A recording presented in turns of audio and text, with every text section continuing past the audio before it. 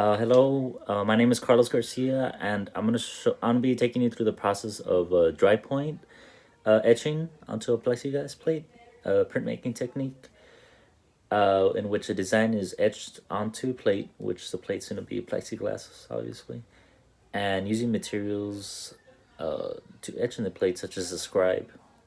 And I'm gonna be showing you the process of when using a press instead of at home. So here's a few prints of, or one print of me using this process. So the next steps are what you're gonna need. So first is an image that I took, and to simply scribe the image onto the plate, print out the plate, or print out the image, put it under the plate, and start cross hatching. So this is the roller, or the type of roller that I used. There's different sizes. I use a larger one to cover more ground. And here is the sharp instrument that I used to etch onto my plate. You could use other things. And here's the type of ink that we used. It's called aqua. There's different types as well. And this is the watercolor paper that I used personally. Some extra things that you don't need are gloves. You could use those if you want to be a little bit cleaner. And of course, you're going to need a spray bottle. And of course, your plate, in this case, being plexiglass.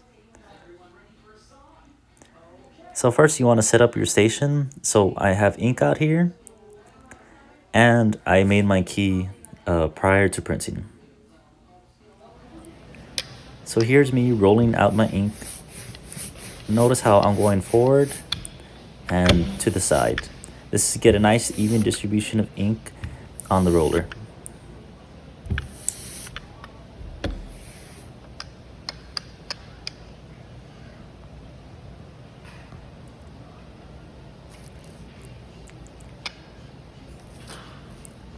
Next, I adjust my plate and get ready for inking. Nice, slow, even pressure.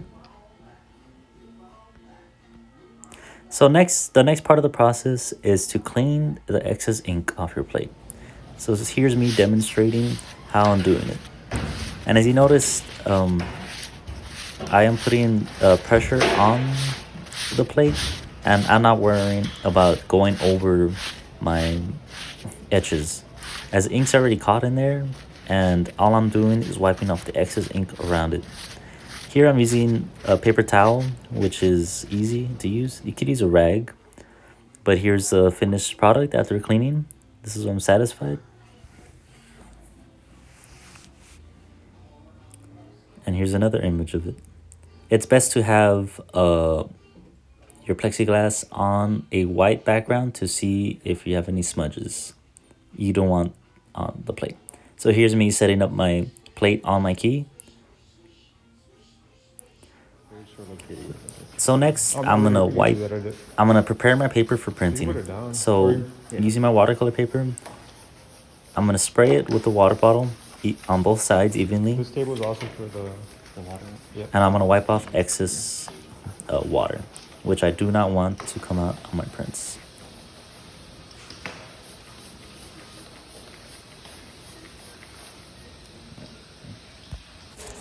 So here, just me setting up my paper on my key. And the purpose of this key is to have a consistent print every single time.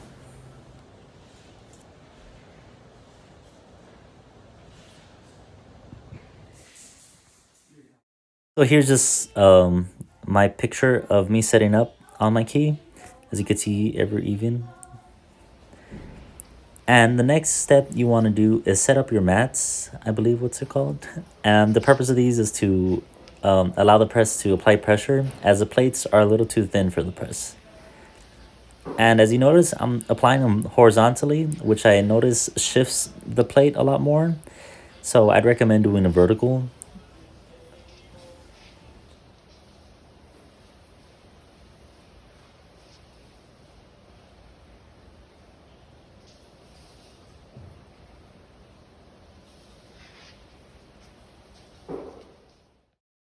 So here they are, laid down on the thing right before the press, not completely on below thing. And you just want to engage your press, which I just did.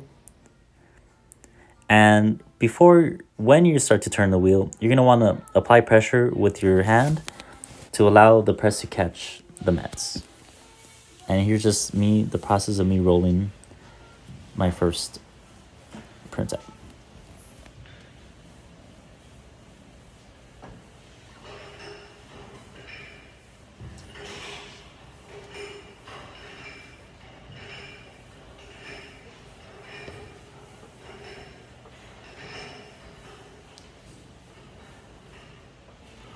As you can see, you want to go a little bit at a steady pace, not too fast, not too slow, to apply as much ink as you can to the prints.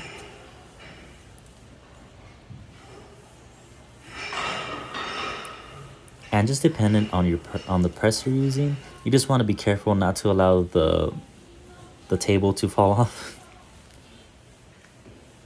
And here's me grabbing my plate or my printout, as you can see.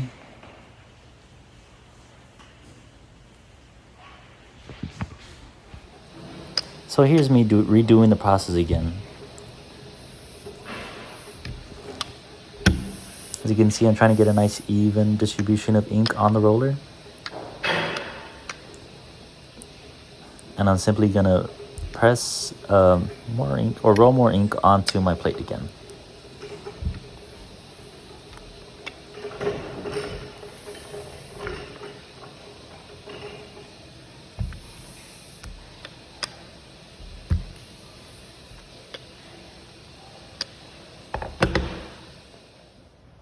And using the same thing, setting up your key and the mats.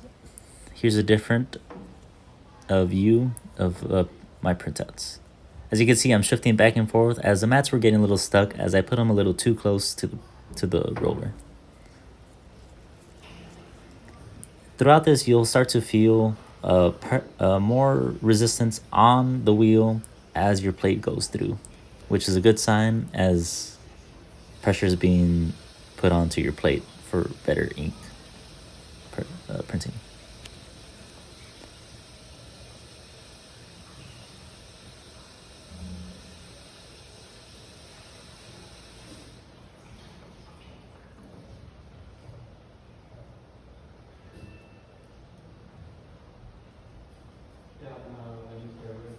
No, it's okay, you don't.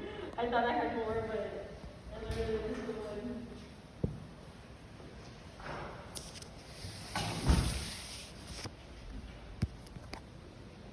So here's just me revealing another print I did. It came out a little darker, which I enjoyed the contrast. But what I like to do between each and every print is allow them to dry out before I take it home.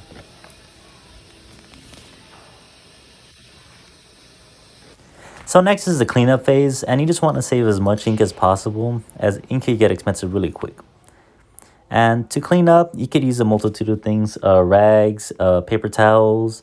But I prefer to clean up as much as I can with rags and then go over with soap and water.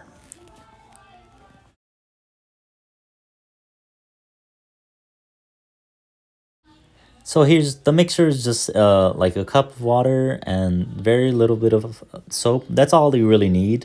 And of course a sponge to wipe off everything. If you don't have a sponge, you could use a rag as well or paper towels. So you're just gonna wipe off with a sponge like a magic eraser.